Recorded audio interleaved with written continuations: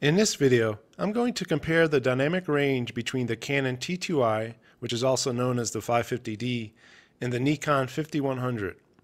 A lot of you may have read online how the latest Nikon cameras have higher dynamic range than the Canon bodies, but perhaps you're not quite sure what exactly this means or how it can really help your photography. So before I show you some comparison photos between the cameras, I'm going to take a few minutes to discuss what dynamic range actually is and how it's measured. And then we'll dive right into the photograph so you can see how dynamic range works in practice. So what is dynamic range? Well, the technical definition is it's the range of stops that a camera can render in a scene from the very darkest of shadows to the lightest of highlights, and for which there's an acceptable amount of detail and noise for each of those extremes.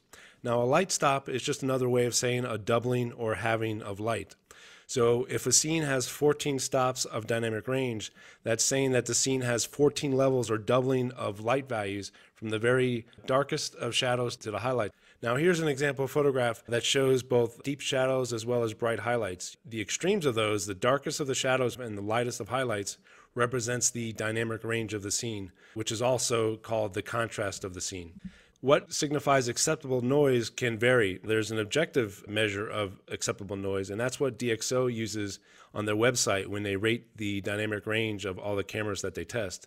For their objective value, they're measuring the signal to noise ratio. When the noise starts to overwhelm the amount of detail or signal in the deepest of shadows, that's the bottom range of what the dynamic range is for that particular camera. Most photographers measure as acceptable is a lot more subjective, and it can depend either on the photographer and also on the particular photograph. Because between two different scenes, even though both may have the same amount of noise, in one scene the noise may be much more visible than another scene based upon the content of the scene and how well the noise is hidden. And so it's really subjective as to what's acceptable on a given photograph. And then also, even if there is levels of noise that aren't acceptable, you can counteract that noise by applying luminance noise reduction, which actually blurs the noise to blend it into the detail of the photograph. The expense of doing that, though, is losing some detail and color, and so that also is subjective as to how much noise reduction you can apply to a photograph while still producing an acceptably detailed result. There's two determining factors which really establish what the dynamic range of a given camera and that camera's sensor is. At the high end of that range, at the brightest highlight area, the dynamic range is determined by how many photons the sensor can capture before reaching what's called the saturation or clipping point, which is also called the full well capacity. When the sensor captures an image, it's filling up its wells, they're called, for each of the pixels, and there's a fixed limit as to how many of those photons each pixel can hold. And once you've reached that fullness point, that's the saturation point where any more photons that fall upon a pixel get lost. And so the deeper that well, or the more photons it can capture, the deeper range of highlights you can capture, which extends the amount of dynamic range on the upper end of the range within the highlights. Traditionally, full-frame cameras have had deeper full well capacities than crop cameras, but that's not always the case. In more contemporary designs, a lot of these crop cameras have equal full well capacities relative to some of the full-frame cameras. At the lower end of that tonal range, again, tonal range between the shadows and the highlights, you have the shadows. And for the shadows, the dynamic range is really established by how much noise the camera's electronics adds to the captured image. And this is what's called read noise. This is noise that the camera introduces into the image that's not already there. That's noise that's induced by the camera, and it happens to be that that noise is constant across the entire tonal range of the image. And so there's the same amount of noise introduced within the deep shadows as there is being introduced into the highlights. Even though that noise exists both in the shadows and the midtones and the highlights, the noise only starts becoming perceptible as you go further and further into the shadows, because the amount of light in the shadows is going down, but the read noise is constant. The read noise represents an increasing percentage of the image data. At the very extreme of the deepest shadow, you get to the point where the read noise completely overwhelms the signal, and it actually represents the majority of the data. And it's at that point that establishes the bottom range, the dynamic range that that camera is capable of. Of those two factors between the shadow noise and the full well capacity, it's the shadow noise that has the biggest differentiator in modern sensor designs. Now, and this is where Sony's sensors lead the pack. They really started their lead with their 12 megapixel sensor, which was used in the Nikon D90 and D5000, as well as the Pentax KX. And they further increased that lead with their latest 16 megapixel sensor, which is used in the D7000 and the D5100, as well as in the Pentax K5. Aside from having a lower amount of absolute shadow noise, another major advantage the Sony sensor has is that its noise, the little that it does have, is completely free of crosshatch banding, which is seen on other designs, particularly the Canon sensors. And I'll show examples of that when I start comparing the photographs, but it basically looks like somebody scribbled in horizontal and vertical lines across the image a repeating pattern. And it becomes very obvious to the user, unlike the normal noise profile, which is very random and sometimes sort of blends into the total content of the image and doesn't stand out as much. It also happens to be very difficult to remove in photo editing tools. It pretty much survives most of the types of noise reduction you attempt to use to get rid of it, and it particularly survives downsampling of the image, where you're actually lowering the resolution to print to a given form factor, for instance an 8x10 print. The banding actually becomes more obvious in those cases because the downsampling reduces the normal random noise, but it doesn't really reduce the banding noise. And so on a relative basis, the banding noise becomes much more apparent for the overall content of the image. To utilize this dynamic range in practice, since most of the dynamic range is established on a low end in the shadows, you really need to push those shadows in post-processing after you've taken the photograph. So at the upper end, you have the highlights, and so you normally expose it so that the highlights are not clipped. And to do that, though, requires you to underexpose the shadows. And you need to then correct that underexposure by elevating those shadows in post after the fact. There are two types of dynamic range. There's the input dynamic range, which is what the camera provides and what is in the original scene. And then there's the output dynamic range, which is the dynamic range of what your output device is capable of displaying, for instance, your monitor or your printed output. And so it normally is such that the original scene dynamic range is much higher than what a camera can produce. And then in turn, what the dynamic range a camera can produce is also much higher than what a typical output device can produce.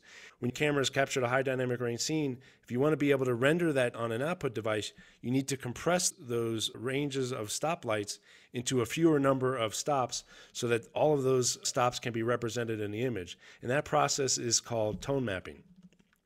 It's really the same process used in HDR photography, where you take multiple photographs with varying exposures and then you blend those exposures together in a single photograph. So the process of pushing the shadows for a single exposure, a single photograph, is really identical to an HDR. The difference is, rather than using multiple photographs with different exposure, you're really pushing and pulling a single photograph to sort of replicate what those different exposures are. So a side effect of pushing the shadow is that it makes the noise more visible. There's noise in all parts of the image, but again, the noise is much more obvious within the shadow region because there's less image data there relative to the noise. And progressively, the noise becomes more visible as you push down into the shadows. And so to lift those shadows up or to make them brighter also brightens the noise that's within those shadows. Some of that noise can be offset with luminance noise reduction, but again, at the expense of detail. What are the limitations of pushing the shadows as a means to achieve dynamic range? Well, to understand that, you first need to understand tonality and the potential for posterization. Camera sensors are linear devices, and they convert analog photon data or light into digital values, and that process is called quantization. Each stop of light within the sensor's dynamic range is assigned a fixed number of unique values, each of which represents different brightness levels within that stop. We've talked about how one stop to the next represents a doubling or halving of light, but within that stop, you also need to represent the different levels of light, and that is called the tonality. Tonality refers to how many unique values you can represent within that light. The greater the tonality, the greater the representation of fine gradations in the brightness values within that stop. And so because sensors are linear devices, in this case we're going to really talk about 14-bit sensors, the brightest stop of light, meaning the stop starting at the clipping point down by one full stop, is represented by a total of 8,192 unique values. And so all the luminance values within that one stop of light are discretely represented in 8,192 unique steps. The next stop of light, which is the next less bright, is represented only by 4,096 levels of values. And then it progressively goes down by half until you eventually get down to the very deepest of shadows, where only maybe 16, 8, 4, all the way down to one discrete value are used to represent the unique brightness values in light.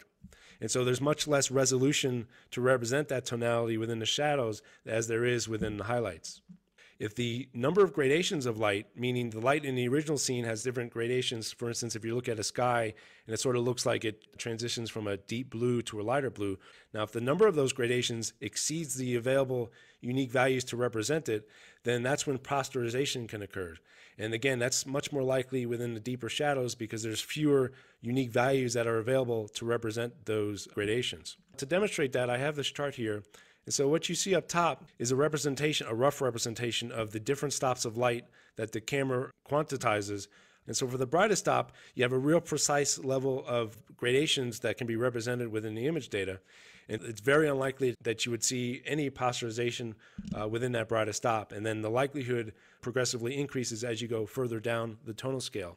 What you see at the bottom is an example of what posterization looks like. On the left, you see a completely gradated wedge of gray starting from the deep black to bright white. And then on the right is what I've represented what that looks like if you only have 8 unique values to represent that total range of gradation. What you can see happens is basically the original tonality gets averaged into these large blocks. And so you have, instead of the fine gradations of black on the left, you have pure black, and then you go right into a dark gray, then slightly lighter gray, all the way up to the point where you get to bright white. And so you've gone from on the left, which is 256 unique values of gray, compressed down to just 8 values of gray. Now, another limitation of achieving dynamic range with shadow pushing is color fidelity. The way these sensors are designed is that they actually capture color in 3 separate channels, the red, green, and blue channel. Each of those channels has a different spectral sensitivity to its color, and so there's different levels of noise between the channels. Now, normally when you're looking at the mid-tones and the highlights, that difference of sensitivity doesn't matter because the image data is bright enough to completely overwhelm the noise. But as you go into the deeper shadows, that noise becomes much more important, and the color reproduction is affected adversely because of it. And so if you have a lot of noise, for instance, in the red and blue channel, which is typically the case compared to the green channel, the raw processor like Lightroom may not be able to accurately reproduce those colors from the raw data because, again, there's too much noise in one of the channels relative to the other. And so what should be maybe a yellow color now is going to look maybe more greenish because there's more noise in one channel versus another. And this becomes critical at the very deepest of the shadows. So what this actually shows up as is color blotchiness, and I'll demonstrate what that looks like when I compare the photographs. Now, there's alternatives to relying on extended dynamic range of sensors, and these are traditional photography techniques. The first is fill flash. And that's when you use a flash to balance the light levels within the scene. What you're really doing is elevating the light levels of the shadows so that they're not as far away from the light levels within the highlights. Flash isn't always possible, and one of the obvious cases where it's not possible is when the subject that you have is out of range of the flash. Other cases when the flash is not advisable is when it may create unacceptable reflections. Now, another alternative to dynamic range is HDR, which I've already discussed. And again, that's where you use multiple exposures of the same photograph and you change the exposures from one photograph to the next. The idea of blending those exposures together so that one photograph is exposed for the shadows and then another photograph exposes the highlights, and then you combine those exposures together and get a very clean final image. Ideally, HDR requires a tripod for best results because since you're shooting multiple photographs, if you move the camera from one exposure to the next, they're not going to align. Now, a lot of HDR software can adjust for that, but it's still much better to use a tripod. Another more limiting example is when there's any motion or action within the scene. So again, since shooting multiple photographs of the same scene with the intention of blending them together, well, if you have any subject area within that scene that's moving, then it's going to be in one position on one of those exposures and another position in a different. And so then it becomes extremely difficult to try to blend those two photographs together to create one coherent photo which shows that subject in the same area. It really becomes almost impossible to match up those exposures identically.